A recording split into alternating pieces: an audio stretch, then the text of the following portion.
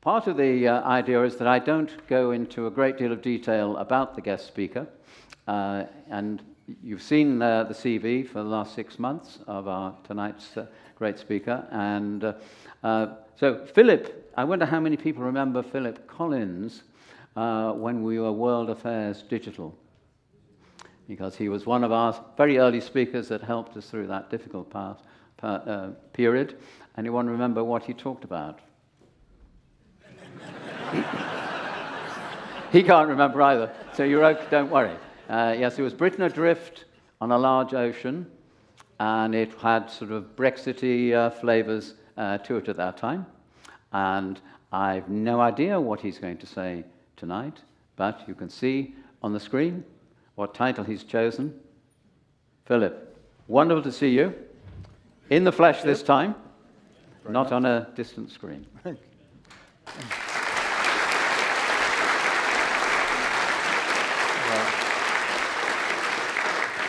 Bill, thank you so much. Thank you for the reminder that I've come all this way for nothing more than a ribeye steak and a glass of red wine.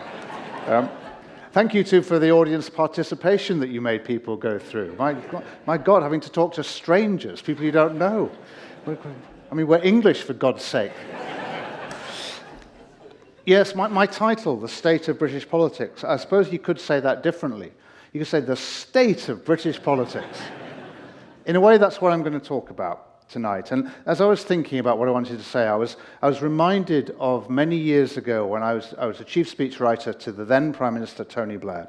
And I was often called upon to go and work with other members of the cabinet, some of whom were a little bit less rigorous and disciplined with their language than the Prime Minister himself. There was one example. I won't identify him, except to say that he was the Deputy Prime Minister and he was called John. And this John had the beginnings of a speech, and I went to sit with him to work through it.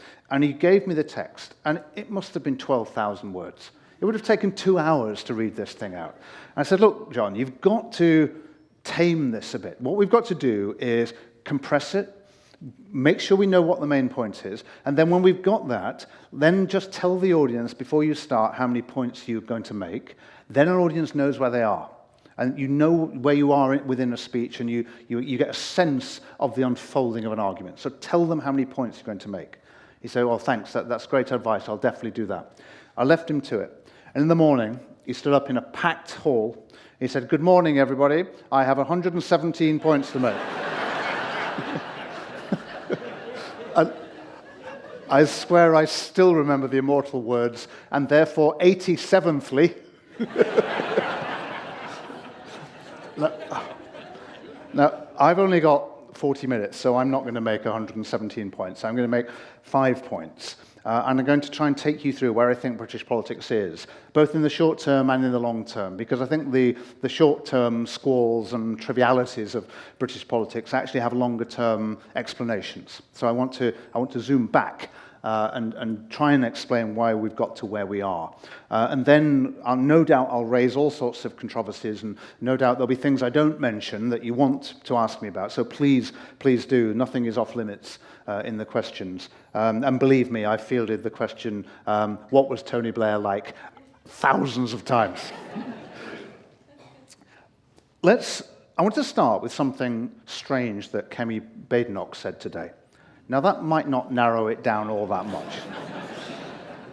But Kemi Badenoch said in a question and answer panel at the Conservative Party conference in Birmingham, she said that woke began with Clement Attlee, which I thought was an extraordinary thing to say. Clement Attlee, Major Attlee, the man who served at Gallipoli and to the end of his days regarded Churchill's decisions at Gallipoli as entirely justifiable, to Churchill's great admiration. Clement Attlee, who loved his public school, Haileybury. Attlee, who inserted a ticker tape machine in the cabinet room in Downing Street so he could keep up with county cricket scores. Attlee was a really conservative man, not remotely woke. It was an extraordinary thing to say. And There's a lovely episode in John Bew's excellent biography of Attlee where he writes about a dinner that Churchill hosted at Chartwell and for Conservative members of Parliament when Churchill became Prime Minister again in 1951. And he was hosting members of Parliament, and one of them said something very rude about Attlee. And Churchill banged the table, and he said, "Major Attlee is a great friend of mine, and what is more, he's a great patriot. And anybody who says anything disobliging about Attlee is not welcome at my table." And he threw them out. And he regarded Attlee, as indeed we should, as a great Conservative patriot. And it's very important. The reason I raise it is because I want to start in 1951. Because that's when I think something important starts to unravel. Which is to say that in 1951, the two main parties, the Conservative Party and the Labour Party, won 97% of the vote at that election. There were two elections in 51. In the second of those two elections, which returned the Conservatives to power, the two main parties won 97% of the vote, which is a remarkable fact. In 1951, if any voter had told me their occupation and their income status, you would have been able to predict with a great deal of certainty their vote. They were sociologically determined. By 2019, the first election took place in which that same information, your occupational status and your income, was of no value at all in predicting your vote. That affiliation had simply scattered and fragmented. And it happened slowly and gradually, and it was happening through the 1960s and through the 1970s, and then it accelerated all of a sudden at the end. It's like Hemingway says about going bankrupt. It's slowly, slowly, slowly, and then really fast. And that's what happened with affiliation.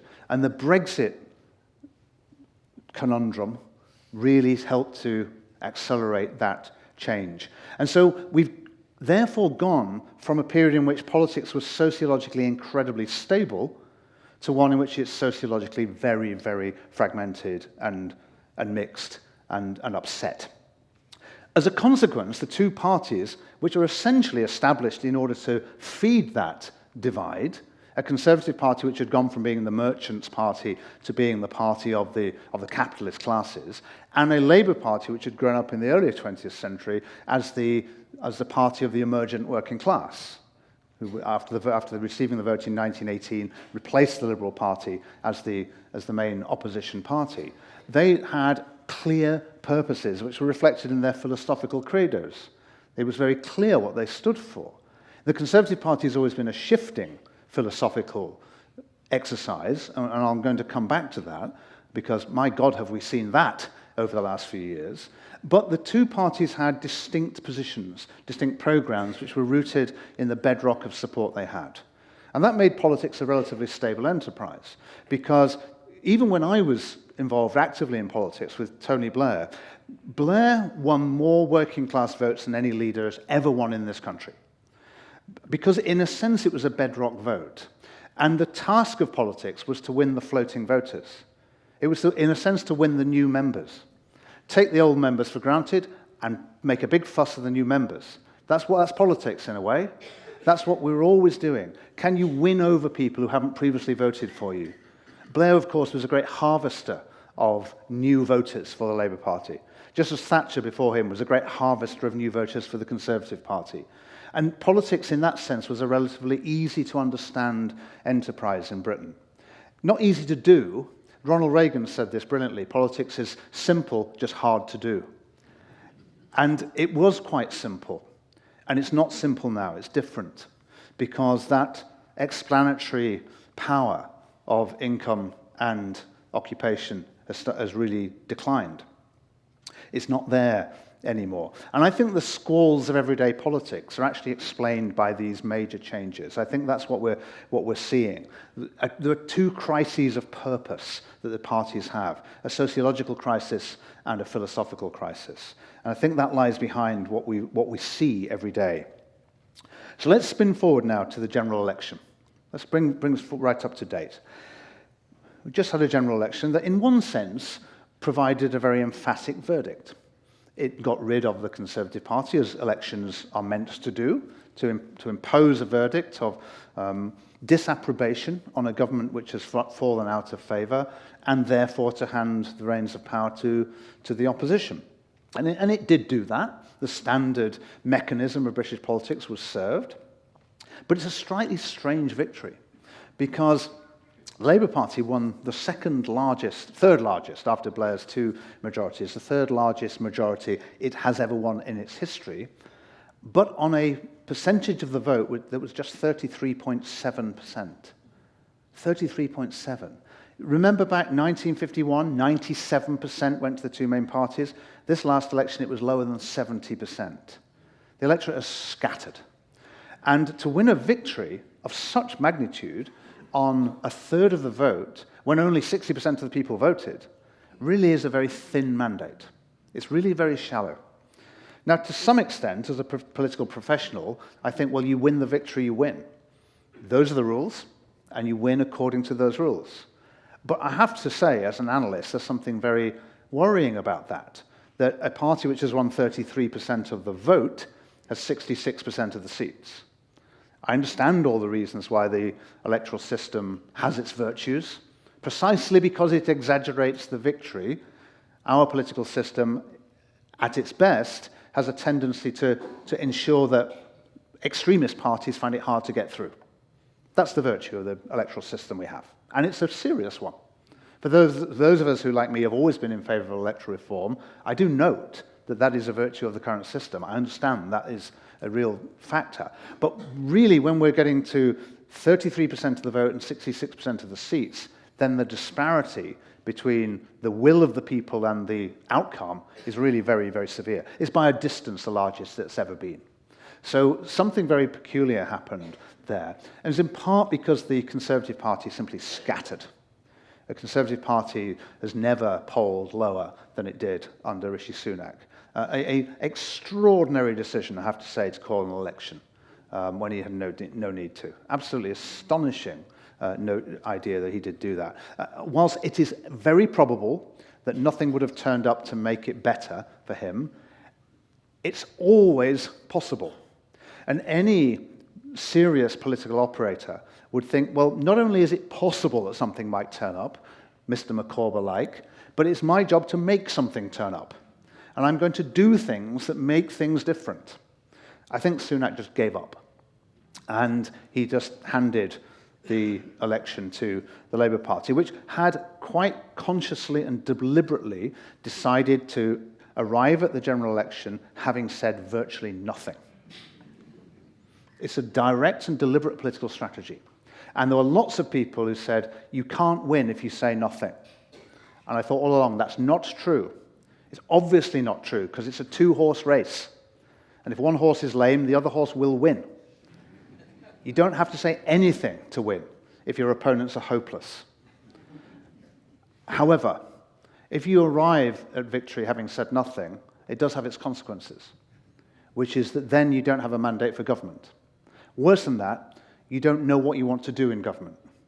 And that's, I think, the anxiety that was felt in Liverpool last week at the Labour Party conference.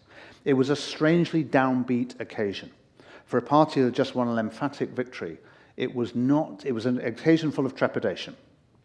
This often happens, this strange paradox of party conferences, which is the conference after a victory is usually a sober one of anxiety, whereas the conference after a defeat is one of sort of weird triumphalism. The Conservative Party in Birmingham are having a whale of a time. They love it. No longer the burdens and obligations of government. Oh, no, none of that anymore. They can truly be themselves. David Frum, the American writer, calls it the ham and eggs theory of government, which is that you offer the electorate ham and eggs, and they say, no, I don't like ham and eggs. So then you say, would you like double ham and eggs? And that's what the Conservative Party is currently engaged on. They are just enjoying the release of having to be in charge of things. And they're indulging themselves. And we'll come back to how far they indulge themselves. But the Labour Party, correspondingly, are concerned. They're worried because they don't really know where they're going. There's a couple of short-term mitigating reasons why they don't know where they're going, and then one bigger, longer-term reason. The short-term reasons are that Keir Starmer inherited a defeat under the hands of Jeremy Corbyn that was Labour's worst since 1935. So here's another instance of the volatility of British politics. The worst defeat since 1935 turned into the third best ever electoral performance measured by seats in 5 years. That's a remarkable turnaround. So on any measure, Keir Starmer has been a fabulously successful political leader, measured electorally. But that's a very short period. And Starmer also inherited a Labour Party that was, in his view, infested with members who were absolutely not welcome in the Labour Party. He did regard, and I concur with this judgment, the Labour Party had a lot of anti-Semitic members. And he took quite a long time to work out the party, to clean out the party. It takes time. It takes political capital to do that. And he spent a long time doing that. In addition, within a couple of weeks of Keir Starmer becoming leader of the Labour Party, we went into lockdown. He didn't see anybody for 2 years. These are uniquely unpropitious circumstances for becoming a new leader of a political party. He's also, as he often says, trying to do in 5 years what it took Neil Kinnock and Tony Blair 13, 14 years to do, which is to turn around a significant defeat and turn it into a victory. So it was a difficult set of circumstances for him. One of the things I have done, which wasn't on my long list of credentials, is I wrote Keir Starmer's early conference speeches. And I wrote one for him, which was he delivered to an empty room in Doncaster. It was during COVID, and he had to do a conference speech, and it was at Doncaster Racecourse, and there was nobody there. He delivered it to the autocue to nobody. And that was a wonderful thing, there was no audience. It was marvellous, because early in his time as Labour leader, the Labour Party membership was still the Corbyn membership. Had that been a packed auditorium in one of the conference venues, there is no way he would have said the things he said to that empty room in Doncaster. What was the controversial thing he said he wouldn't have said? It was that he'd like to win the next general election. Now, you might not think that's a controversial thing to say. In the Labour Party, it's a really controversial thing to say. Because the Labour Party, generally speaking, prefers to lose whilst being itself than to win. If to win means to throw off the things which it wants to say, then it doesn't want to win that much. And it was always the standard point that Blair made, was that he really believed the stuff he said. I remember soon after he came into government, and he went to the National Executive Committee, which is the governing body of the Labour Party. And one of the members there said to him after he'd done his presentation, "You don't need to say that stuff anymore because you've won now. You can say what you really think." And he said, "I've got really bad news for you. I really think this stuff." But he was an unusual character. He was, in Roy Jenkins' brilliant phrase, he climbed up the building from the outside. He wasn't a natural member of the Labour Party. He wasn't vintage Labour. And years later, on his very final visit to the National Executive Committee, I remember went with him, and he said at the end of the proceedings, he asked, could he speak? That's the nature of the Labour Party. You've got the record-breaking Prime Minister. He has to ask for permission to speak at the meeting. And they duly granted him permission to speak briefly. And he said, I'd just like to say, as this is my last NEC as Prime Minister, I'd just like to say that I was very loyal to this party during the 1980s through 3 terrible defeats. And all I've ever asked from you in return is that you should be loyal to me through 3 terrible victories. And a sort of chill went through the NEC, where they realized that there's something psychologically and temperamentally inclined towards gallant defeat in the Labour Party. And victory comes at a cost. And it comes at the cost of discipline. And we've never yet found a way for the Labour Party to be itself and yet to win. I think that is also a function of our electoral system. I think it's true of the Conservative Party too. And when a party tells you what it's really like, we don't like it. So Starmer, for that reason, he learnt that lesson. And so as a consequence, he said nothing. And the cost of saying nothing, of course, is that you end up with a mandate which is empty. You are the sum total of the reasons we don't like the other lot. But that is enough to get you there. But it's not enough to then deal with the problems you inherit. That's where I think they are. I've given the mitigating circumstances for why it was difficult for Starmer to have things to say, and I do think they're genuine and real. However, I do think underneath that there's also a more fundamental question, which takes me back to the process from 1951, which is that a Labour Party which was once upon a time sociologically and philosophically fixed now finds it difficult to know what its purpose is. It can tell you in broad abstract terms, equality, a better life for everyone, but we very quickly get into abstractions that it's hard to disagree with. And I'm a great fan of Orwell's brilliant rule that if the opposite of a statement makes you laugh, you're not really saying anything. And those sorts of phrases that are things with which nobody really would disagree. They don't bite. There's no conflict. There's no political bite here at all. So what does it mean to be a social democrat in Britain after the crash is a profoundly difficult question. Because before the 2008 crash, to be on the left was, in part, in social policy at least, in domestic policy, was to be the package up social programs, the small bits of money for new deals here and there, and to reform health service, but with a bargain that you had a substantial amount of money as the quid pro quo for any reform to the structures. That was the model that the Blair government used. And it was essentially fed and funded by very, very lavish tax receipts that came from financial services. That was essentially, in retrospect, what happened. There was a transfer of money through the state from really quite buoyant capital markets through to social programs. What do you do when that's not available? When that is a model which is gone?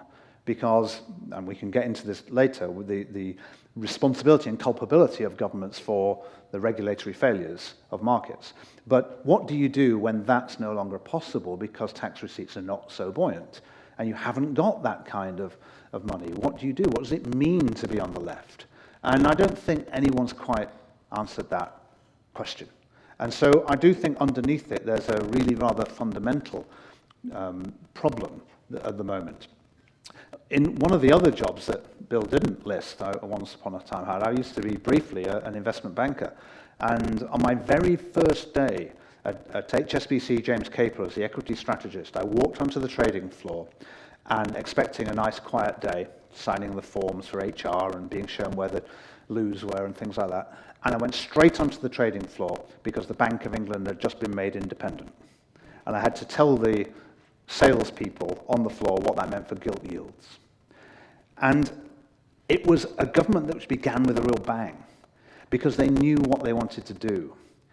Blair and Brown had had a decade of preparation for this, and I think this is important too, that when Tony Blair became leader of the Labour Party in 1994, it was already obvious he was going to be Prime Minister. And it was obvious not just because of his own virtues, but because in 1992, the economy had crashed. And the reputation of the Conservative Party of economic competence had gone. And so anybody who was even vaguely sentient was going to beat the Conservative Party at that point. And what that meant was that Blair could attract people of high calibre to work for him because they knew they were working for the next Prime Minister.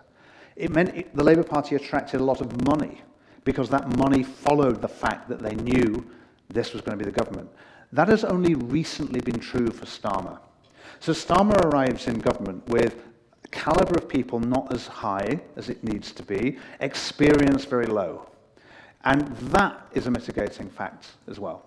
So there's a whole load of reasons why I think there's a stuttering start to the government.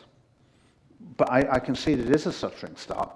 And I think we're going to have to work out on the job, as it were. They have to learn as they go about what government is like.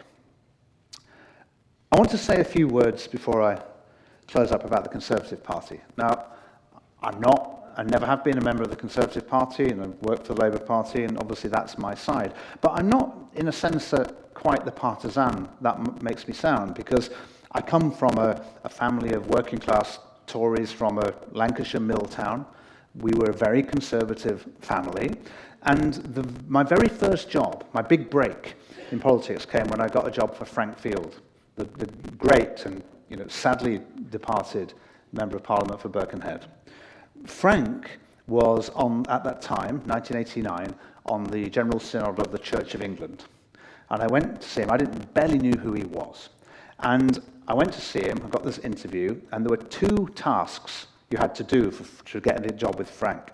One was to talk about the Anglican prayer book, which I did with great aplomb, because my mum had really strong views about the updated language of the prayer book, which she thought was an abomination.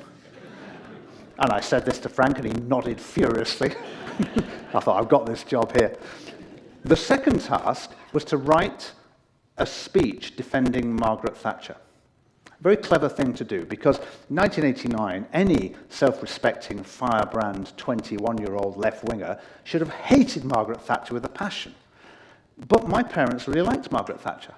I knew exactly what her appeal was to people like my parents. It wasn't difficult for me to write that down and say why. Frank liked that essay I did so much, he took me to see Mrs. Thatcher. So on my very first day at work, I was marched over by Frank to Downing Street to meet Mrs. Thatcher. I walked in and she said, he'd obviously briefed her before. And she first words to me was, I believe your parents are big fans of mine. I said, yes, Mrs. Thatcher, they are. She said, well, they're very wise. They're quite right. What are you doing on the wrong side? I mean, she was terrifying. But I understood the appeal. So I've always come to the Conservative Party with a certain degree of respect, not least because they have been historically the most successful electoral machine in the Western world. But I have to say they're making it bloody difficult. Because I know that conservatism is a very elastic philosophy. Conservatism, the whole point of being a conservative is it's not ideological as such. It's not a fixed ideological rigor. It's not like being on the left. On the contrary, that's the great elixir of conservatism. It's flexible. They have, as Michael Oakeshott calls it, dispositions rather than fixed ideas. And I understand that, and I can see the virtues of it. But we've seen over the last few years, just think about the governments we've had since 2010. David Cameron's sort of almost Macmillan-like noblesse oblige standard conservatism to start with, albeit in coalition with the Liberal Democrats. Then it was succeeded by Theresa May, which was a sort of Joseph Chamberlainite conservatism, quite different, late 19th century tradition. And then Boris Johnson, who was a sort of Brexit plus Michael Heseltine sort of weird corporatist person. I mean, Boris barely knew what he thought from moment to moment, but he did have a sort of a notion of what he wanted to do. He just had absolutely no capacity to follow it through. And then, of course, you had Liz Truss, who was completely read in tooth and claw, and completely convinced that the virtues of the market were the great heritage of conservatism. I think she completely misunderstood Mrs. Thatcher, because Mrs. Thatcher's love of market discipline was because of the discipline. There's a brilliant book by Oliver Letwin's mother, Shirley Letwin, called The Anatomy of Thatcherism, where I think she explains Thatcher brilliantly. She says what Thatcher loved about markets was not the freedom and the license they offer, but the discipline they impose. And that's quite important, I think, because it was the vigorous virtues, as Shirley Robin Letwin calls them, the things she inherited from her father, the Methodist virtues. That's what she thought markets instilled: thrift, providence, looking after things, being careful. That's what she liked. She didn't like exuberance and greed, although that became the associated set of virtues with that time. That's not what Thatcher saw in it. So for Liz Truss, I think she got that completely wrong. And it was a remarkably brilliant sort of Lady Jane Grey period of British politics where she lasted 40-odd days and disappeared. And then you had Rishi Sunak, who was a sort of Californian technocrat who was, if you ever read his Mays lecture, and believe me, I've read it so that you don't have to, it was Martin Amis who said that about Philip Larkin. He said, Larkin lived a miserable life so that you don't have to. And I feel that about all the Conservative Party economic lectures. Really dry, incredibly standard classical economics of a sort that really time has run out on. So you've had all these really different Conservative parties within a single period, which is a remarkable thing, during which time the Labour Party struggled to get close to them. And the crucial thing, the word I haven't yet mentioned, which of course, which really does sit behind all of these changes, is the European Union, is Brexit. Of course, the thing which accelerates all of these things is the process that led up to the 2016 referendum and then the process that led out of it. And Brexit was always politically very popular in the sense that a 52-48 victory for Leave translated into electoral terms into a massive victory for the Leave side because of the distribution of the vote. Because the Remain vote was very concentrated in Manchester, London, Glasgow, in the cities, didn't win you many seats, whereas the Leave vote was very well evenly spread. So it won you very many seats. So every time Brexit became an electoral issue, it was to the advantage of the Conservative Party, the Leave Party, rather than to the Labour Party, the Remain Party. And it took the Labour Party a long time to work this out. And so another reason for Keir Starmer's strategic silence is the final recognition that he should, for God's sake, shut up about the European Union. Now, for those people who care about this a lot, and that seems to be almost everybody, of course, it's not a sustainable strategy for a country to not talk about whether we should be a member of the European Union or our relationship with them. Of course it isn't. That's a trivial position to hold. Yet politically, the incentive to say nothing was so clear. And finally, the Labour Party, after what I regarded as a preposterous attempt to have a second referendum, I didn't want the bloody first one, so why did I want another one? Ridiculous, because it was never, ever going to work, and it simply delayed the day on which we could talk sensibly about this thing again. I thought strongly they should have voted for Theresa May's deal and split the Conservative Party, but they didn't agree. They were obsessed with the notion that they could stop the whole thing, and I felt that was dangerous and wrong and doomed to failure. But finally, they realized that I'd been right all along, and they decided to be quiet. And we're still in that moment. We're still in that moment when the Labour Party has not really said anything. I note today, actually, there was a deal has been done to have a schedule of meetings, of summits between the UK and European Union heads to try and have the beginnings of a sensible conversation about the relationship of this country to the European Union. Obviously, we've got to go a lot further. We may say more about this in questions, because if there were anything that would be a significant change to where we are now, in the way the Starmer government is dealing with the world, I think that change might come there. The reason I tantalize you with that is that obviously one of the implications of my case that the Starmer government is philosophically silent is it's got to find something to say. So what will it be? It has to do something. You can't, the sort of vacuum or boring nature of politics means it has to do something. And whilst there's no chance in the short term, the next few months, that we're going to get a significant change in the conversation about Europe, it would not surprise me if by the back end of this term we've moved somewhere quite different. And nobody in the Starmer team would tell you they're thinking of that right now. I know they're not. This is not a prediction based on inside knowledge. It's merely a supposition based on the science and the reality and the facts of the way that the Starmer government is predicated on expanding Britain's growth rate. And I don't see any way of doing that just through foreign direct investment or without some sort of better relationship with our principal trading partner. So it's my supposition that we'll end up in a different place. But politically, a Labour Party which was trying to win back the votes of those people who deserted it on the basis of Brexit was clearly right politically to say nothing. And here, as you get in many, many cases, is when the incentives of good policy and the incentives of good politics run contrary to one another. And often people who aren't involved in politics look on it and think, but it's ridiculous, they're not saying anything about Europe. And in a sense, that's true and right. And yet you've got to understand why. It's because they're not going to win if they do so. And the incentive to be quiet in politics is really strong. Let me explain to you. It's very simple to explain in a way. And it's a reason why, incidentally, I also don't rate Nigel Farage. I think it's easy to be Farage. Easy. Because if I wanted to just really win, well, I don't suppose an audience like this contains too many people who are susceptible to the allure of Nigel Farage. But let's imagine you were a cross-representative sample of the United Kingdom.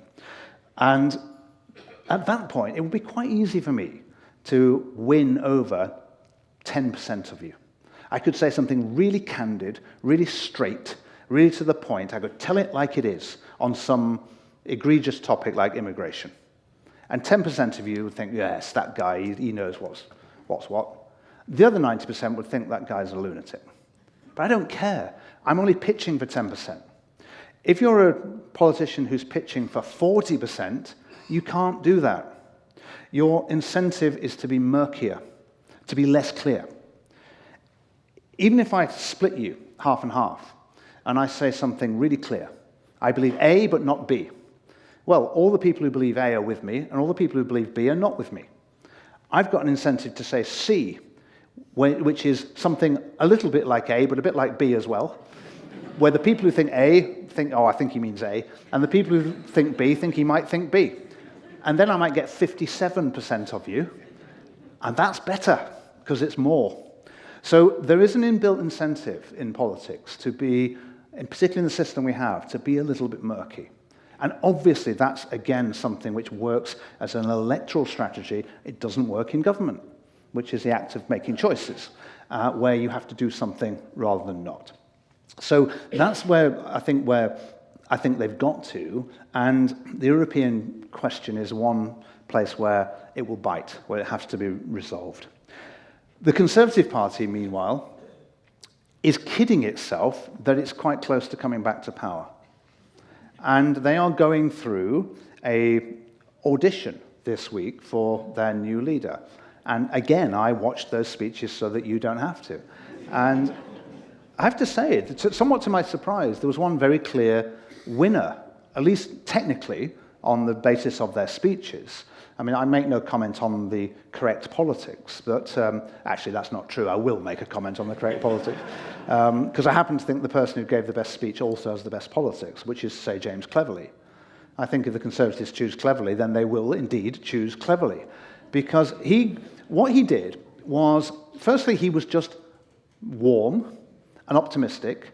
He chose Ronald Reagan as his hero, not Margaret Thatcher, which was a clever move. Reagan was a brilliant communicator to people who were not natural Republicans. Indeed, they were known as the Reagan Democrats. So that's what Cleverly was pitching to do. He had a lovely line. He said, it's about time we just tried to be normal. I mean, remarkable you have to say that, but he did have to say it. He also apologized on behalf of the Conservative Party. He did a whole series of rather human things, which made him seem much less odd than the others.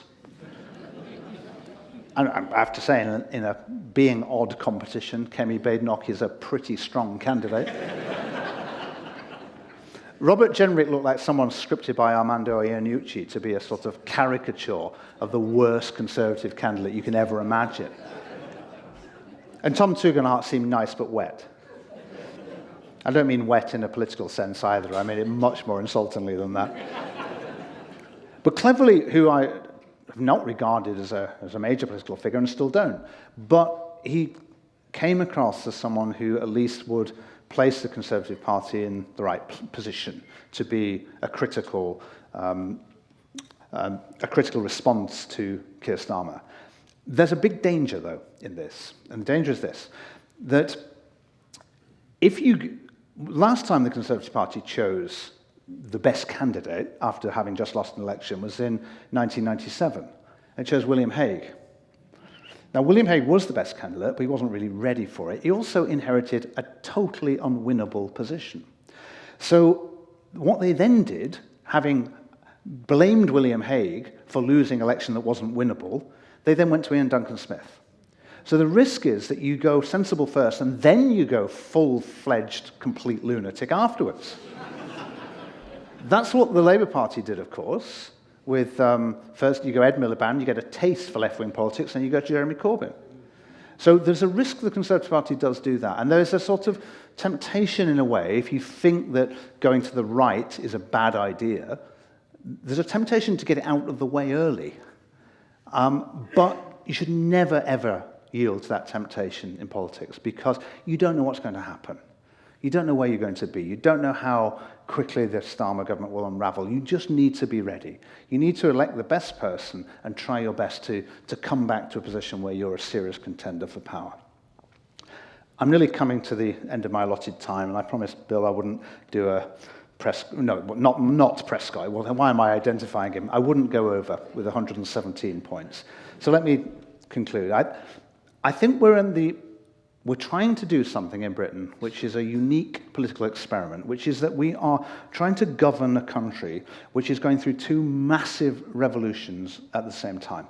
One is, on a grand historical scale, we are a more multicultural society than we've ever been in the history of this nation. We are trying to integrate different people into the country. I mean, over a 40, 50-year period.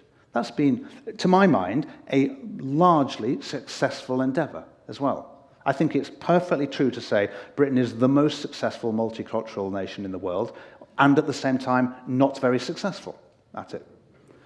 We're trying to do that simultaneous with trying to create and manage a society which is older than it has ever been before, where the baby boom generation has come through the system. And if you just trace public spending through the lifetime of that generation, you find that spending on schools starts to go up when they're all at school, and now spending on healthcare and pensions is starting to go up simply because of the size and the age of that cohort. And we are trying to manage that. And we've got real problems with generational transfers. And these are serious predicaments, which I think my final point in mitigation of the current government is that both the economic inheritance that they have from the Conservatives is not good. The Blair government had it easy in that respect.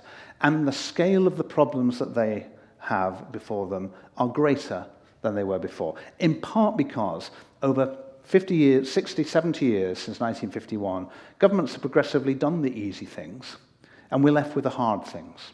And that generation coming through, often accused of having purloined all the assets. Well, it's not true. Nobody's purloined any assets. It's just a generational effect. But it's a very serious one, and it makes policy very hard. It makes housing policy very, very difficult indeed. It makes pensions policy very difficult. As you've seen from the winter fuel payments saga, it makes any change really very difficult indeed. So government's hard. The Labour Party so far has been quite technocratic. I'll end on one note of relative optimism, which is that I know Keir Starmer quite well. I've worked with him. He's a novice in politics still. I always think when people say we want politicians who've done other jobs before they come into politics, I think, no, we don't. No, we don't. We want people who've done politics so they know what they're doing. Politics is a trade too. You need to learn it. You need to become good at it. And Starmer's learning slowly. He spent most of his life having a real job as a lawyer, a prosecutor. And of course that's a good thing, and he's a very able person. The thing I noticed about him up close is that he learns. He listens, and he learns, and he changes his mind. And that, again, might sound like a low bar, because in the rest of life that's quite common. Politics is very uncommon, but he does. He doesn't do it lightly. He's not quick. One of his weaknesses is he's slow, and politics these days is very fast, but he does reflect, and he does change course. And I think he's going to have to, because I think he's arrived in government less well prepared than he thought, with things coming at him very quickly. I think the upshot of not having a strong philosophical basis is you spend almost 2 weeks talking about who bought your clothes. And that, in a sense, the triviality of that question, there is a serious aspect to it, which is to say that, what have you got to say to change the subject then? How can you tell me something interesting then so I don't ask you about this? Even the journalists in Liverpool were complaining that they were having to ask about this because there was nothing else to come through. But I do think Starmer learns. I do think, therefore, I haven't given up on the government by any means. It's still very early. And I think he will find a way. Because I do think, and I've always thought from the first time I met him, that he has the bearing and the stature to be Prime Minister. And it's no small thing. The instant judgments we make about whether someone has the capacity to be Prime Minister are absolutely critical in whether they're going to be. The first time I saw Ed Miliband as leader of the Labour Party, I thought, no. There's just no way. I was saying to Bill before we started that one of the great moments of history is when Ed Miliband beat David Miliband. If that had gone the other way, everything I've just said probably wouldn't have happened. We very probably would have had a Labour government and then no referendum and everything would have been better. But we are where we are. And I think we are in a moment of real interesting definition, precisely because the definitions of all the major political traditions are very much up for question. And on that, a perfect cue for your questions. Thank you very much.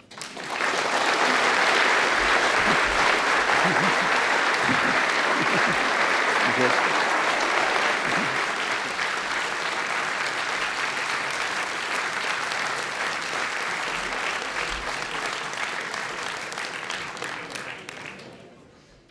Philip, we got a question from Hazel Glover. Actually, it's got two. Would you care to elaborate on the effects that Ed Miliband's actions regarding his brother David had on this state of politics? You did allude to it. Would you like to say a little bit more about those events? Not really, no. but I will. Soon after Ed beat his brother David, I wrote a piece in the Times in which I said it was the saga of Cain and not very able.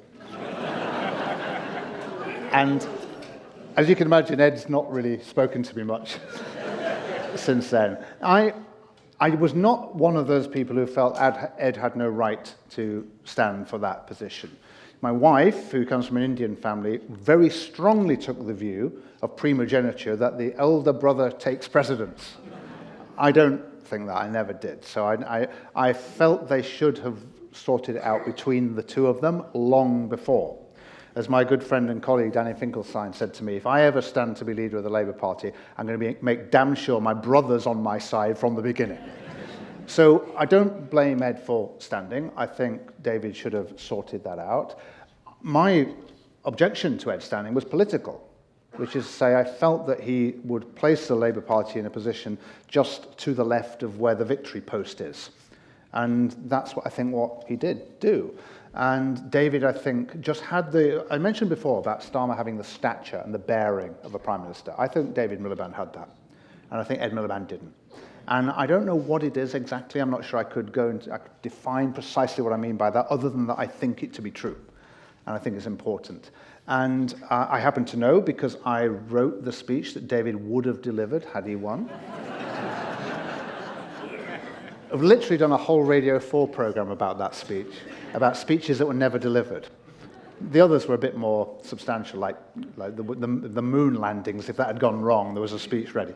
But I felt that David would have put the Labour Party in a different position. So that's all I meant. I think it was a significant error of political judgment by the Labour Party to choose Ed over David.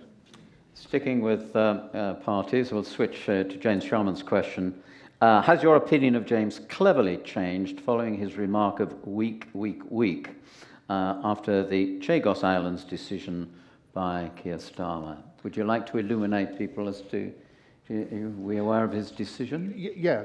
So it's kind of the final hurrah of empire, isn't it? Then the Chagos Islands are going to become independent from Britain, which I have no problem with that at all. And neither do I have any problem with James Cleverly taking issue with it.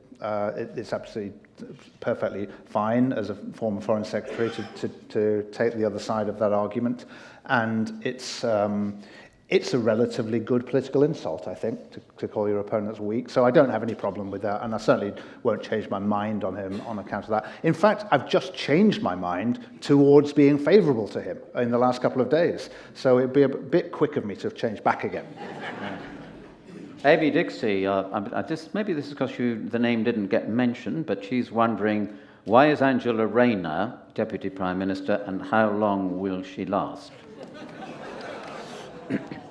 Well, she's Deputy Prime Minister because she is elected to the position of Deputy Leader of the Labour Party by the members. So that's the first reason. And there's a convention that that person becomes the number two in charge in government. So I think also the idea is that she would play the same role that John Prescott plays. So having been rather rude about John Prescott, let me just clarify why he was a great figure. Because Prescott did for Blair things that Blair could not do, which was to say he talked to the Labour Party, he was of the Labour Party in a way Blair very evidently wasn't. And that was a very important thing to do. Prescott also, to his great credit, was extraordinarily loyal to Blair throughout his whole time in office. And even when Blair, in fact, especially when Blair was doing things Prescott didn't really agree with, that was a great sort of sacrifice of loyalty on his part. And so everybody who worked with Prescott regarded him, held him in the highest regard. And Angela Rayner is there to do that job. I'm not sure she's as good as Prescott at doing that. I think she is. Prescott was not ambitious for the top role, and that's very important in a number two. Angela Rayner, I think, is ambitious for the top role. So we don't show any... It's too late now. You can't. Well, you said it. Right. Well, we haven't talked about the Liberal Democrats. In fact, that's what Jane Cresswell says. You didn't mention the Liberal Democrats. Where do you see their future? And I think it's is it Barry? You were involved with the Labour and Conservative parties. So, what is the role of the, in quotes, Liberals or the Green Party now? Yeah. So, should we give them a little spin? Absolutely. I mean, the Liberal Democrats, I only cut them because of time. I mean, the Liberal Democrat Party is a strange pantomime horse of a party because it's full of Liberals and Social Democrats, and they have nothing in common, really. And they've just been glued together for all these years. And they ran a campaign which was essentially a pantomime campaign of Ed Davies sliding down sort of Alton Towers into the water. But brilliant. But brilliant, because the primary question for the Liberal Democrats is, can you get yourself on the TV? And Ed Davey did that brilliantly, and he did really well. And I think Liberal Democrats will become increasingly important, because I think the coalition we had from 2010 to 2015 could very easily be repeated next time. One of the obvious consequences of the analysis I offered before, if the Labour Party isn't a wonderful government, but the Tory Party don't recover well enough, is that you probably get a coalition. That seems to be a natural thing to happen in fragmented politics. So I think the Liberal Democrats are a very important party, and we may well see them in government again. I also happen to think that they were a civilising influence on the Conservative government, and I actually look back on the coalition as the great lost days of good government in Britain. That was basically a good government.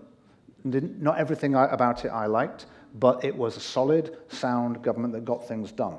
In fact, most of your criticism you'd make of that government were precisely because it got things done. So the things I didn't like, lots of the public spending decisions, for example, it had a clear plan and it carried it out. So I think the Liberal Democrats will become increasingly important as time goes on. You talked about Nigel Farage. Faye Lambert has a question. With the rise of the far right in Europe, can you see a far right party being elected in the UK in the near future? Well, I hope I'm not complacent to say that I can't.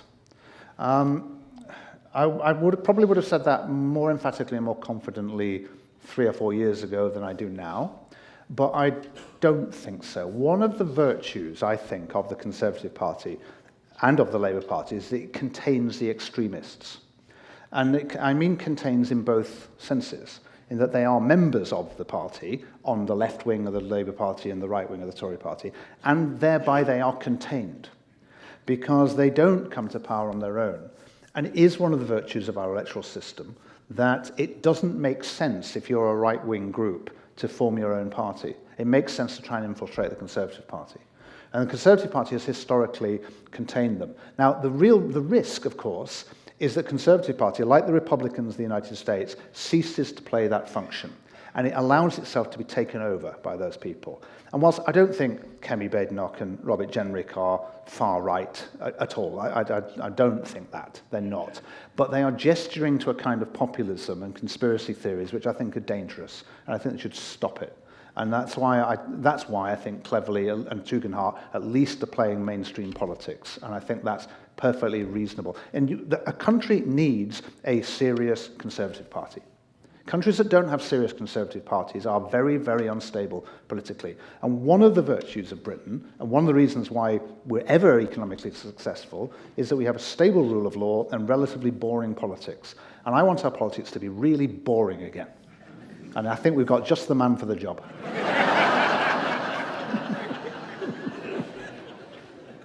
Right, thank you. We've got quite a few questions from the members about electoral reform. What electoral reform would you like to see, and how would it improve our political system, says Pat Woodward. Hazel, well, given it's 30%, providing 60% of the seats, would that mean you favour making voting mandatory, as in parts of Europe? Another Linda Sherwood, how much of a coalition do you think exists around electoral reform at the moment? And Christine Powis is saying very much the same. Do you ever foresee proportional representation in Westminster Parliament to end the seesaw politics? It's not on the horizon because neither of the two main parties are advocates of it at the moment. There have always been plenty of advocates within the Labour Party, of whom I've been one, but they are not in the ascendancy. And it's very unlikely that a Labour Party which just won a massive victory on the current system is then going to hand the prospect of power to many other parties. So I think the likelihood is extremely low. I, as I said before, have always been an advocate, and I am starting to shift in my view on this. I am starting to weigh the virtues of stability more. Oddly enough, as politics fragments, I do worry about the likelihood of a Faragist party coming through. By the same token, one of the things that worries me about the way we've conducted these debates, and it happened in the Brexit debate, is if you pretend it's not there. If you pretend Farage has absolutely no appeal to anybody, it doesn't go away. It just merely festers and absolutely confirms the notion that people have that the political system does not speak for me. So I don't really like the idea that, oh, we've got a threshold of 10%, we can keep you out, either. So I'm still with my original position of being an electoral reformer, of a more proportional kind than we have now, but I must admit I'm shifting. And I absolutely am in favour of mandatory voting. Again, this is something I've changed my mind on. I don't see why not. We make people do certain things like jury service, etc. The reason I'm in favour of it is it's a very, very small infringement of your liberty to be made to vote, and it changes the incentives of politics enormously. One of the reasons why young people, even not so young people in their early 30s who are working in good jobs are struggling to buy houses is because all of the political incentives are to go to those people who vote. And the Conservative years has been locking in advantages to pensioners. And I understand that as a political professional, why you do that. If voting were mandatory and if the voting were evenly distributed across the age range, that would all change. And politicians would have to take things like housing policy much more seriously. So I'm strongly in favour of mandatory voting. Another Arlindas has put, I think, a slightly pointed question. It's based on something you said during your talk. She's wondering who you think politics is for. Is it for those in power, or is it really for the citizens? And when she says in power, she doesn't just mean the parliamentary players, business, finance, corporations, and the media. Oh, I don't think it's for business and corporations. They haven't got a clue what's going on. I do quite a lot of work with businesses and talking to them about politics, and honestly, they've got no clue.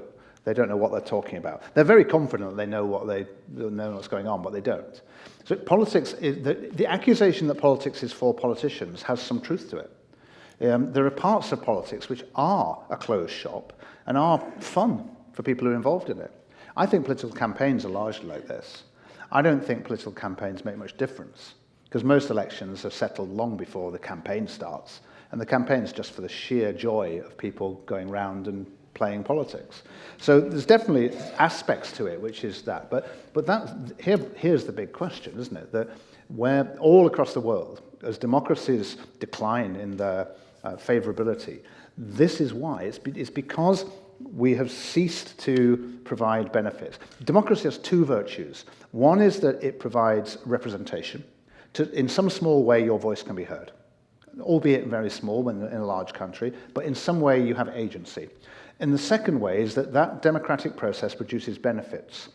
There's a bargain here, which is this process will make your life marginally better in some material way. And that bargain held from 1951 through till the last 10 years. I'm not sure it's holding now.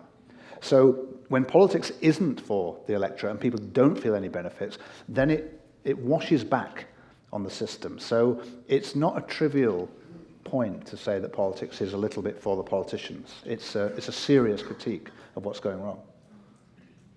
This isn't a question, I just but if Cheryl Butler is in the audience, she's mislaid her membership card, and it'll be there at the end of the meeting. Jeff Elliott. In a prime ministerial beauty contest, you talked about this, someone got to look like a prime minister. How come Boris Johnson, is this question? How did he make it? Firstly, Boris Johnson has only ever beaten Ken Livingstone and Jeremy Corbyn. Right? There's your first answer. He's never beaten anybody good. So we don't know. The Labour Party decided to put total muppets up against Boris Johnson, and lo and behold, he beat them. But secondly, the reason Boris Johnson won is that he's good. And it's important to work out with people who you don't like, and I don't like Boris Johnson, it's important to work out why they're good as well as why you don't like them. And the reason he's good is he had the capacity to reach people who were not natural conservatives. He was a star. He enlisted the power of celebrity, and people found him amusing. People thought he was good fun. They thought he was not a politician. And that's gold dust. If you can, in some sense, float free of politics, a bit like the last question we're talking about, politics for the politicians, Boris Johnson had the feeling that he wasn't like that. Now, I know that's bizarre for someone who's been in politics all his life, but he had that capacity, and that is a gift. So that's why he won that beauty parade. And I was delighted when they got rid of him, because I thought he was their best electoral asset. Alex has brought the microphone to someone on the front row who wants to ask a question. If anyone else would like to have the microphone rather than the written question, put your hand up. Okay, let's have your question. Phil, thank you very much for a very entertaining and enlightened discussion this evening. I've got to put a question to you that's on a very related subject, but you've not touched it yet. And that's devolution. How much has it helped? How much has it hindered? And where do we go from here? How much it's helped and how much it's hindered depends, I suppose, what you think it was designed to do. If you think it was designed as the final act that would then arrest the movement of power, well, then it has not done that. If instead you think that philosophically it is simply better that power be closer to the places where it's exercised, then it's obviously a good thing. Now, it was one of those early acts of the Blair government that the Prime Minister himself came to regret. He had no love for it. It was an inherited policy from John Smith's time as leader, and he didn't really care either way. And Blair himself was very much in the first category of those people who thought, well, we'll devolve power and then that will deal with that.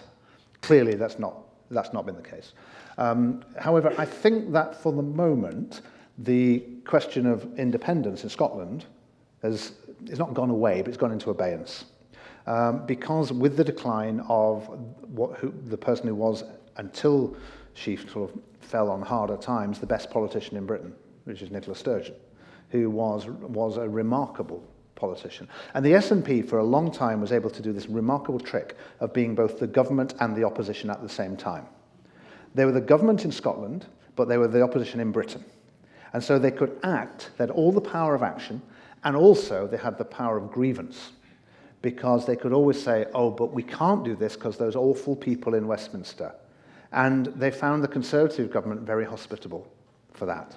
So they were able to run, as generally in a political campaign, you're either the incumbent or the challenger. The SNP were both. And that was a very powerful position, and Nicola Sturgeon exploited it with great skill. She's gone. The shine has come off the SNP, partly because after 10, 12 years, people have noticed that they're the government. And if things are not going perfectly in Scotland, maybe that's something to do with the government. So I think that as a consequence, the prospect of firstly a referendum and secondly it going towards an independence has actually fallen away. But I don't think that's as a consequence of the legislation in the manner that was envisaged. Jill asks about the media. I don't think that this could be said about tonight's meeting so far, but she asks, does the British media hold a Labour government to a different standard than a Tory government? I'm a bit of a heretic on this because almost everybody would say yes. I'm not quite convinced by that. Having spent a long time in newsrooms at the Times, I'm not convinced that newsrooms are well organised enough for that to be true. So like most organisations, it's mostly chaos in there. And the proliferation of media, the competition for stories, has also meant that the calibre of things that get into the newspaper has gone right down. That's not because the people have got worse, it's because of the pace of things. You know, once upon a time, you were getting a story, you had time to get it checked with four people, because it would go into the newspaper for the following morning, whereupon you'd read it and it'd be the first you'd heard of it. That's obviously not true anymore, now that most people are receiving their news much more rapidly and not through the morning newspaper.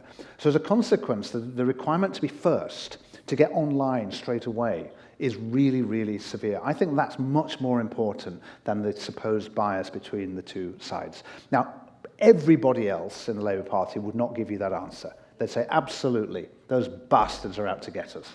I just don't really think it's quite as easy as that. I don't think it... Now, obviously the newspapers way to the right. Of course they do. That's definitely the case. So I suppose you'd have to say there is a bias there.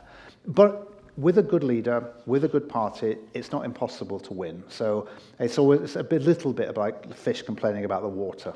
You know, politicians moaning about the media. It's really not worth it. And I think the bigger questions are whether we have newspapers and whether linear broadcasting of the BBC survive the next 10 years. That's much bigger than whether they're still banging on about Angela Rayner going to Ibiza. Which they will be. John S., I think might be John Sherwood, don't know. Should the Prime Minister's salary be increased so he can buy his own clothes? I think it should be increased anyway. I think all of the public servants' salaries should be increased. I think it is inevitable we struggle to get people to come out of other jobs into this if you get paid what is for a professional person a smaller amount. I mean, you always have to be careful with this because, of course, the sum of money that the Prime Minister is paid is a very substantial sum of money when judged across the nation, and so is that of a Member of Parliament. But for some of the alternatives that some of those people have, it's not necessarily an enormous sum of money. Also, you're going into a job in which your employer, the public, hates you as a matter of course. So it was not exactly a nice employer. I would increase them, but it's an incredibly unpopular suggestion, isn't it? If you go, the first act of a Starmer government, I know what we'll do, we'll pay ourselves a lot more money. So it's a kind of thing which it really can't happen, and yet structurally, it's really bad idea. I was looking the other day, Chamberlain, when he was Prime Minister, was paid in equivalent terms 3 times as much as Keir Starmer.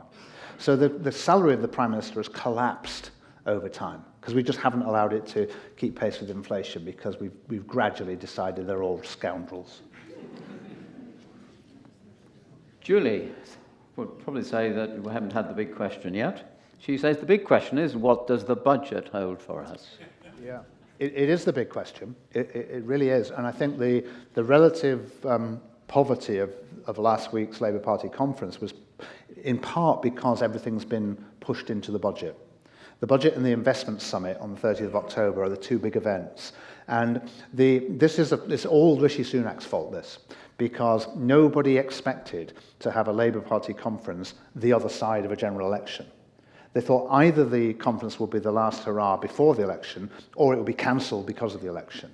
But in fact, because the early election meant they had this really unwanted conference, and that's in part why nothing was said, because it's all waiting for the budget, which is a long way of saying I don't know what's in it. I think the big measure, and it was slightly hinted at in Rachel Reeves' speech in Liverpool, will be a redefinition of the debt rules. And the moment you do that, then your requirement for tax revenue raising decreases very substantially. So I think that will be the significant shift, that she'll change the way she's defining debt so as to borrow more. And that means that all of the scare stories about inheritance tax and capital gains tax, etc., are probably a bit exaggerated. So I think if you're looking for one big measure, that would probably be it. Because I know they've looked at every conceivable tax, pension tax relief, capital gains, inheritance tax, and every single one of them is awful. And they've really been burnt by the winter fuel allowance, which was a big political mistake. Very big political mistake, no doubt about that. And I think they've looked at that and thought, oh no, every single tax, every time you take something away from someone, it hurts, they feel it and they notice it.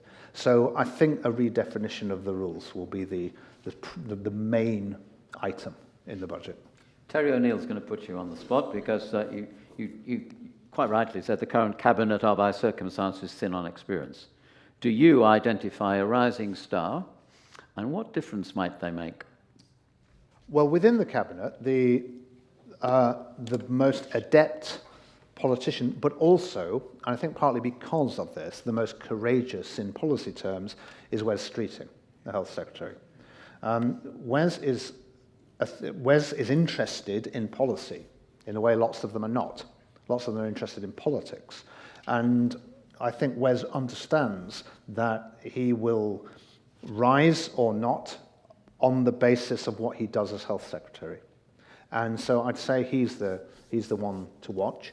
Obviously, this will be a highly rivalrous thing, so everybody wants to do him down because he's the one to identify. I think if you look outside the cabinet, the interesting thing is how even the intake is. The Starmer team were, in a sense, brilliant at controlling selections. The Blair team used to be terrible at this. So you got all sorts of dreadful people became MPs under Blair because there was no control at all from the centre. We had the worst of both worlds, where we were always accused of controlling things, but we never had actually controlled anything. We're sort of bad control freaks. Whereas the Starmer team have controlled it very tightly. And you've got 150 MPs of about the same calibre, which is quite good. There's about 150, 7.5 out of 10 people. I think that's a recipe for disaster, because the rivalry between them will be very, very big. And I think there'll be a big thing in the second half of this Parliament as people start to think, why have I not been favoured? Why have I not been pushed on? It's not obvious who amongst them. I haven't yet seen someone who I think, that person's wonderful. I haven't seen a 9 out of 10 yet. But there's a lot to get through, and I don't know all of them. A few quick questions with an international dimension. And Bowling wonders, will Starmer rejoin the, what is it, the EU? Customs Union. Customs Union, thank you, anytime soon. And I'm going to couple that with Sean King's quite different question. While fully accepting Israel's right to exist, why is the UK quite so supportive of Israel in the current conflicts? Yeah, on the Customs Union, I won't repeat fully what I said, but my speculative guess will be that it's an early second term thing to rejoin the Customs Union. But I stress that is me projecting. That's not me reporting an intention. There is no intention to do that. I think, though, that things will progress to the point where the logic of that becomes irrefutable. But at the moment, there's no prospect of that. And I think we're not yet got to the point where if you announce that, the British people will be okay with it. I think we're getting there. I think we're going from enthusiasm for leaving the European Union through to boredom with it, through to sort of trepidation, and the next thing will be regret. We're not quite at regret yet. So I think the politics of that will change, and my guess is that at some point we will be, presuming they're letters, of course. I mean, that's the other thing we always forget in these conversations, is that we can't simply put our hand up and say, right, we're coming back now. This is a dialogue, and we've not exactly been a very courteous interlocutor in that dialogue. On Israel, well, the Labour Party has a very, very sort of strange history with this question, because once upon a time, we go back to Attlee and Bevin, there was the position, it was the left of the Labour Party that were the pro-Israel faction, and the Labour Party was always sort of Arabist and Palestinian. And now the politics of that have shifted. In part, that identification with Israel was something that happened at the end of the 1970s and through the 1980s as part of the shift to New Labour, funnily enough. These two questions are linked, strangely enough, because in the Labour Party, two of the ways in which you signalled you were New Labour, not Old Labour, was firstly being pro-EU, because Labour Party had campaigned on a Leave the EU manifesto in 1983, and secondly was to show that you were a friend of Israel. It was a piece of political signalling within the Labour Party. So in part, that's what's happening. That's partly what it is. But it's also partly, of course, an aspect of our transatlantic alliance. It's part of the connection with America, as well as the security in the region, which is why we're allies with Saudi Arabia because of all the sharing of security data, etc. So all of those things lead to a very, very uncomfortable position. And let's not forget, they are very uncomfortable with the position they're in. Not just because of the pressure that comes politically, but because it's a profoundly uncomfortable position to be in, to be sticking up for an ally who is doing things which in your private moments you regard as absolutely egregious.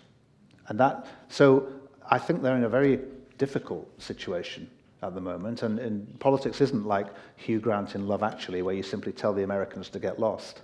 Although lots of people wished it was. So I think this is a really problematic position. I mean, I wouldn't overstate the extent to which our influence is huge in this conflict. By the way, we're not a major player in it, but that's why it's an aspect of the relationship with America. And if that changes, then we will change with it. We haven't been able to cover all the questions. There are loads more, but there are two I'd like to finish with. One is, it's basically international. If Starmer is flustering about clothes and whatnot, will he be able to stand up to Putin and Trump?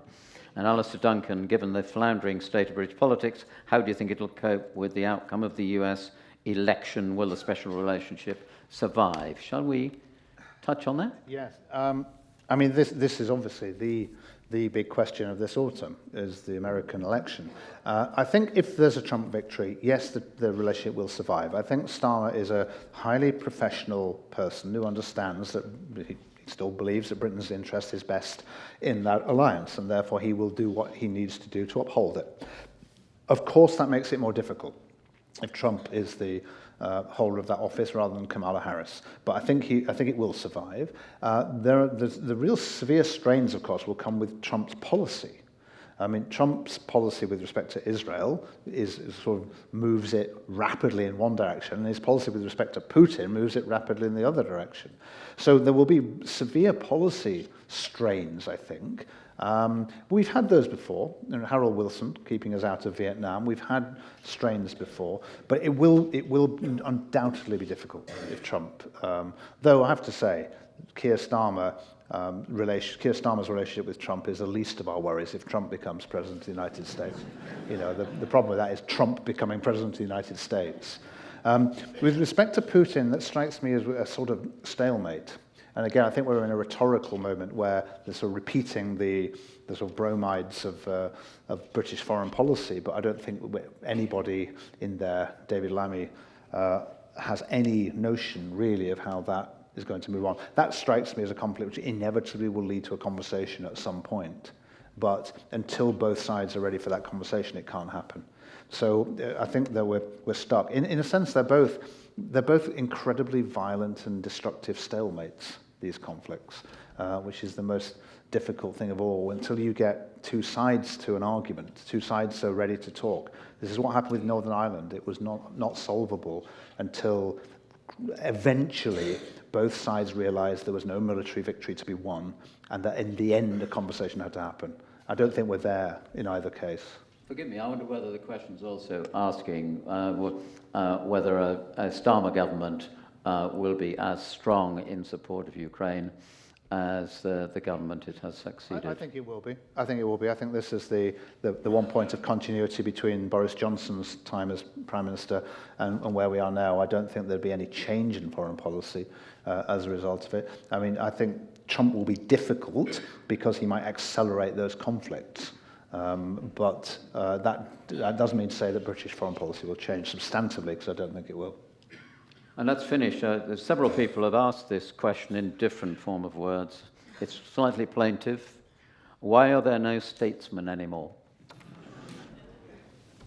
Well, I wonder about this. I wonder whether, in fact, it's not lurking behind this question.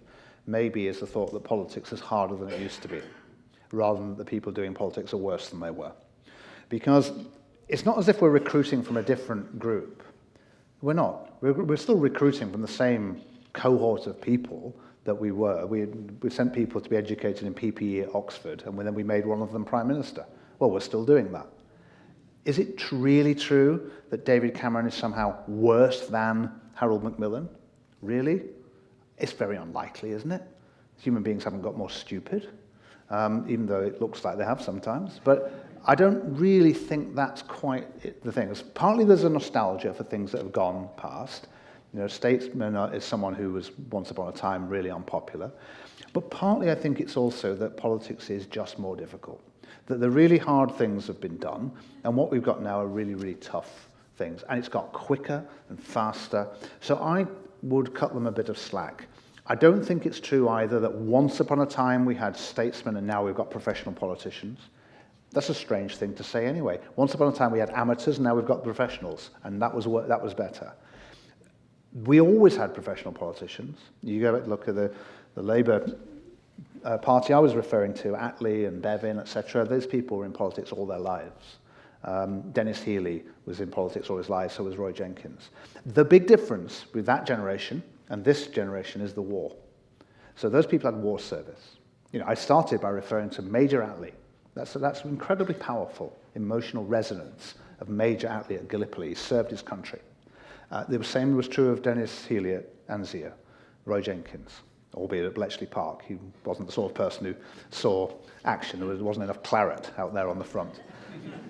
But all of these people in their way had served their country, and that gave them a sort of moral compass that if you've just been Oxford and a special advisor, you don't have. So I'm not sure it's true, quite, that there are no statesmen anymore. And I think that, to go back to the last question, you know, you've got somebody like Zelensky, who was a stand-up comedian and a TV producer. But why has Zelensky suddenly emerged as someone who would regard as a statesman? It's because of the war. It's the war. The thing that makes people into big statesmen, and the thing that I've written a whole book about this, it's war. War creates great moments. You think of the great speeches in British political history. Think of Elizabeth I. Think of Churchill, the obvious ones. But think of Lloyd George, too, in the First World War. It's because they are a great moment. That's what they are. They weren't statesmen before the war. They're statesmen because their words suddenly take wing. Churchill's the best example. In 1898, Churchill was a candidate in a by-election for the Liberal Party in Oldham, and he insisted on having a podium. And there were about 4 people in a church hall at this by-election meeting. And he said, and in his address said, "Never before in the history of Oldham have so many people had so much to eat." And it's sort of comically bad. And then a few years later, he's Under Secretary of State in the Colonial Department, and he's in Africa opening an irrigation scheme. And he's standing around a hole in the ground, out in the desert somewhere. And he insists on a podium, and he says, "Never before in the history of Africa has so much water been held up by so little masonry." And again, it's rubbish, isn't it? But you can see what he's doing with it. And then 1940, never before in the history of human conflict has so much been owed by so many to so few. Suddenly, it's absolutely magnificent because the Luftwaffe are in the sky and the country is in peril and the rhetoric ascends to meet the moment. So that's what happens. It's big things. Why has Bill Clinton never done a memorable speech despite being a great user of words? Because nothing ever happened on his watch. And so I think it's more that. I think we've got to match the people to the moment. And people rise with moments. And it's harder than it used to be. And so I try to be sympathetic to politicians. I mean, I confess there were moments when I was watching Kemi Badenoch and Tom Tugendhat and James Cleverly and Robert Jenrick when I was tempted to think that maybe there aren't any statesmen left. But in the end, I kind of don't think so. I think I'll just end with a sort of story that illustrates it. It's a very common story told by sculptors about the process of their work. And it was Jacob Epstein did a bust of Ernest Bevin, Labour Foreign Secretary, just after the war. And on the occasion of him unveiling the bust, he was asked the obvious question, which is, how do you get such a good likeness? He says, well, what I do is I just take a big chunk of marble and I chip off every bit that doesn't look like Ernest Bevin. And it's sort of in there somewhere, but you just have to find the person to bring it out. Well, ladies and gentlemen, you saw what the title was. I think you've met a master of his craft. He's been extremely fair. You may not have agreed with everything he said, but I think you'll agree that he has given honestly his view of the British political system with all its faults, and I think it's been a very stimulating and thought-provoking evening. Thank you, Philip Collins. Thank you. Well done.